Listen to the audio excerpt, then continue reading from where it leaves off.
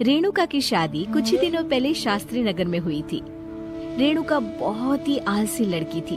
वो दिन भर बेड पर सोती रहती या फिर मैगजीन पढ़ती रहती और घर के काम भी धीरे धीरे ही करती।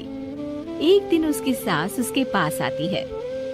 बहू, आज बेसन का चिला बना दे, बड़ा मन कर रहा है। हाँ मम्मी जी, बनाती हूँ थोड़ी देर में। थोड़ी देर में?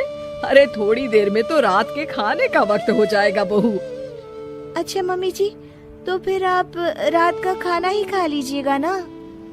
हे भगवान, कैसी आलसी बहू मिली है मुझे, हर काम को बस टालती ही रहती है।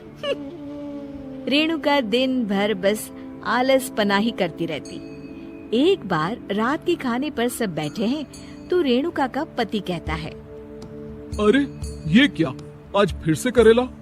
रेणुका, हफ्ते में तीसरी बार ऐसा हुआ है कि करेला बन रहा है।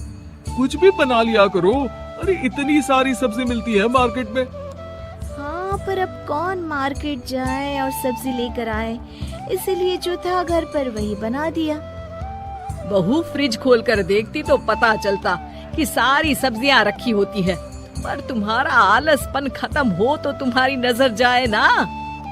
विशाल कमरे में आकर रेणुका से पूछता है, रेणुका, मैंने कहा था तुमसे कि मेरे लिए रुमाल ले आना। मेरे सारे रुमाल खराब हो गए हैं। तुम ले आई क्या? आज नहीं गई, कल ले आऊंगी।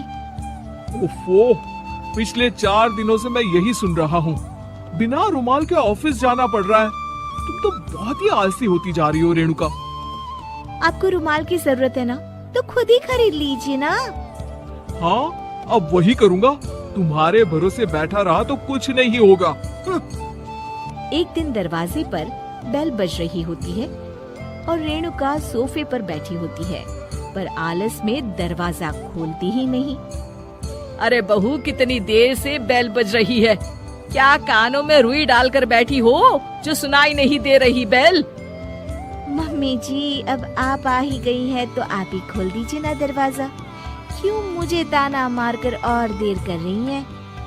अरे वाह, उल्टा चोर को तवाल को डांटे।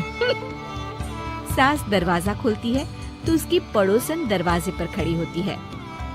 दरवाजा खोलने में इतनी देर क्यों हो गई? सब सो गए थे क्या? और ये भी कोई वक्त है क्या सोने का? हाँ? अरे नहीं नहीं, ऐसी कोई बात नहीं है। आइए आइए, आप लोग अंदर आइए। ओफो, इन सबको भी अभी आना था। अब मम्मी जी लगा देंगी मेरी ड्यूटी किचन में। बहू, पकोड़े तल दे, बहू चाय बना दे। अरे बहू, सो गई क्या? कब से आवाज दे रही हूँ, जा चाय बना कर लिया। हाँ मम्मी जी, अभी जाती हूँ थोड़ी देर में। सास रेणुका को आंख दिखाती है।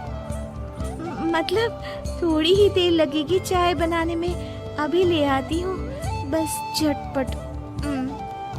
रेणुका रसोई में जाती है और इसी आलसीपन में वो चीनी की जगह नमक डाल देती है।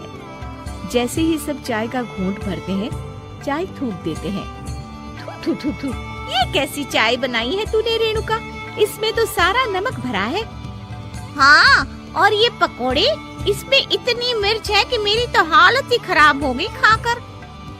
और रेणु जी, आपकी खातिरदारी में पहले तो कभी कोई कमी नहीं रहती थी, पर जब से आपकी ये बहू आई है ना, मामला कुछ गड़बड़ा सा गया है। हाँ हाँ, जहाँ आप इतनी एक्टिव है, वहीं आपकी बहू एकदम आलसी, एकदम राम मिलाई जोड़ी लगती है।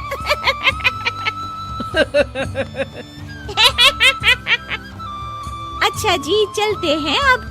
नमक वाली चाय पिलाने के लिए बहुत बहुत शुक्रिया। सब वहाँ से चले जाते हैं। अरे तूने तो मेरी नाक ही कटा दी बहू। वे लोग क्या सोच रहे होंगे मेरे बारे में?